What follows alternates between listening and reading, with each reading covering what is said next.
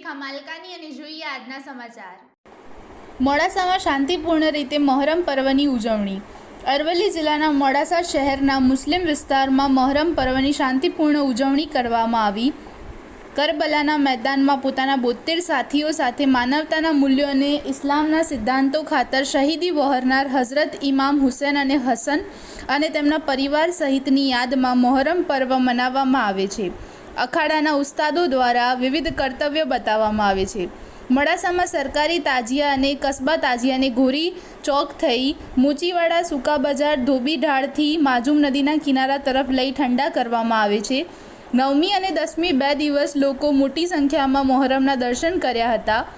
માનતાઓ ચડાવી બાધાઓ પૂર્ણ કરી હતી। મહોરમ દરમિયાન મહોરમના રૂટ ઉપર ઠંડા પાણી, દૂધ, કોલ્ડ્રિંક, આઈસ્ક્રીમ જેવી લોકોએ સેવાઓ રૂપે વિતરણ કર્યું હતું।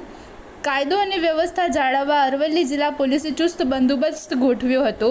મોડાસા નગરપાલિકા અને જીબીએ સરકાર આપવા બદલ મહોરમના આયોજકોએ આભાર માન્યો હતો। મહોરમ પર્વ નિમિત્તે રથયાત્રા ઉત્સવ સમિતિના પ્રમુખ ભરતભાઈ ભાવસાર અને હોદ્દેદારો સહિત સિદ્ધિવિનાયક મંદિરના મહંત સચિન મહારાજ તેમજ અન્ય મંદિરોના મહારાજો ઉપસ્થિત રહ્યા હતા અને તેમનું સન્માન કરવામાં આવ્યું હતું, જેમાં કોમી એકતાના દર્શન થયા હતા।